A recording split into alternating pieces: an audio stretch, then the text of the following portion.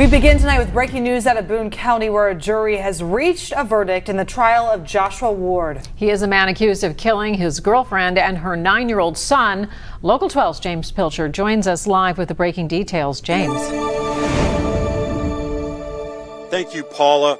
The jury of 8 women and 6 men just a few minutes ago came down with guilty verdicts in both murder charges against Joshua Ward in the 2018 killings of Kelli Kramer and her 9-year-old son, Aiden.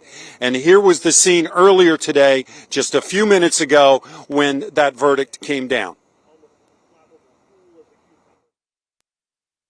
In case 18 CR 483, Commonwealth of Kentucky versus Joshua Austin Ward, on verdict form number 1, murder, we, the defendant, find the defendant, Joshua Austin Ward, guilty of murder under instruction number 4.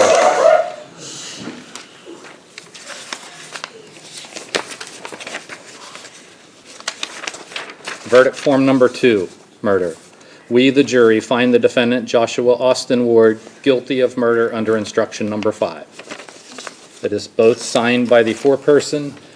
Juror 455, is that your verdict? Yes.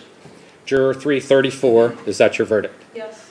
Juror 22, is that your verdict?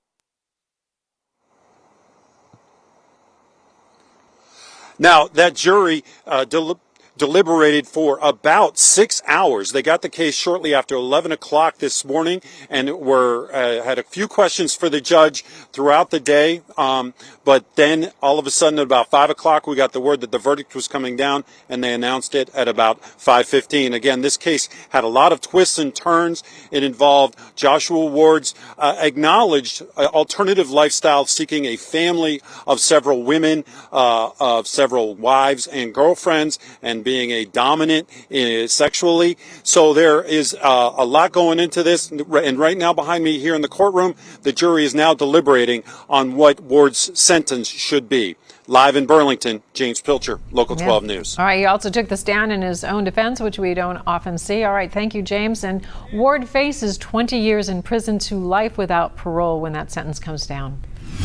Tonight, 6,400 people who work in Cincinnati are being ordered to either get the vaccine or be prepared to get tested every week. The city today laid out its vaccination guidelines, and Brad Underwood joins us now with the requirements, what will happen if workers choose to ignore them, and what workers who actually get these shots are going to receive in return. Brad?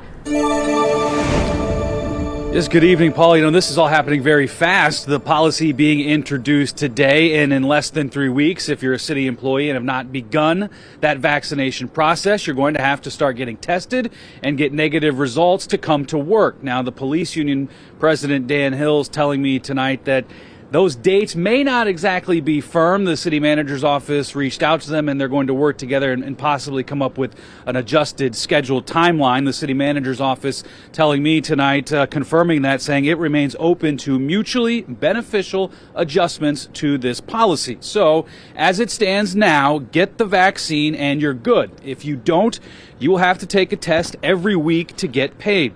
The city also has clinics for vaccines and testings lined up for employees. They will also give employees a paid break to go get that done. Employees who do not comply with the policy or who test positive for COVID-19 will be sent home on leave using accrued paid time off or without pay if no paid time off is available.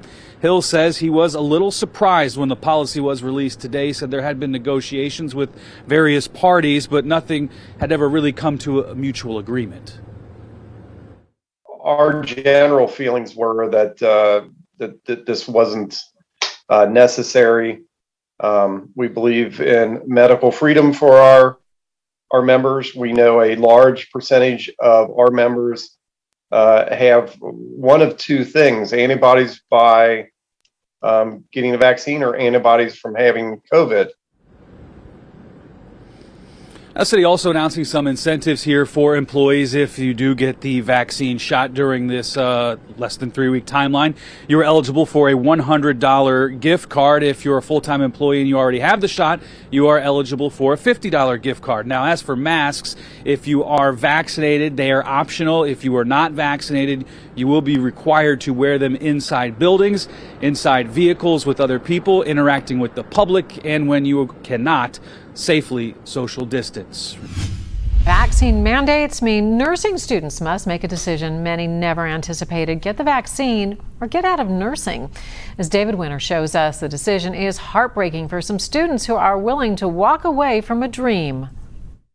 When Brandy Bowling started her nursing program 2 years ago, COVID-19 had not even been discovered. Now it's directly impacting whether she'll finish.